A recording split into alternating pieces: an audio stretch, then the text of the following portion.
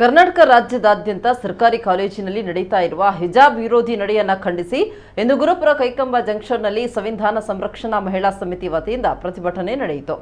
ಈ ಪ್ರತಿಭಟನೆಯಲ್ಲಿ ವಿದ್ಯಾರ್ಥಿನಿಯರು ಹಾಗೂ ಮಹಿಳಾ ಪೋಷಕರು ಹೆಚ್ಚಿನ ಸಂಖ್ಯೆಯಲ್ಲಿ ಭಾಗವಹಿಸಿದ್ರು.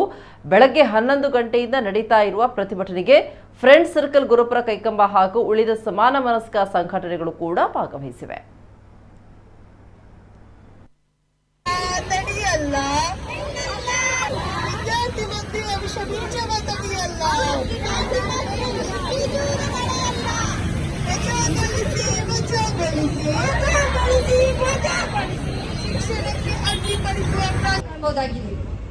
ಮತ್ತೊಂದು ವಿಚಾರ ಏನು ಅಂದ್ರೆ, ಇದೇ ಹಿಜಾಬ್ ಅನ್ನು ವಿವಾದಕ್ಕೀಡು ಮಾಡಿದ್ದು ಮಾತ್ರವಲ್ಲದೆ ಕೆಲವೊಂದು ಸಂಘೀಯ ಅಧಿಕಾರಿಗಳು ಏನು ಇಲ್ಲಿನ ಕೆಲವೊಂದು ಬಿಜೆಪಿ ಸಂಸದರು ಅದೆಲ್ಲ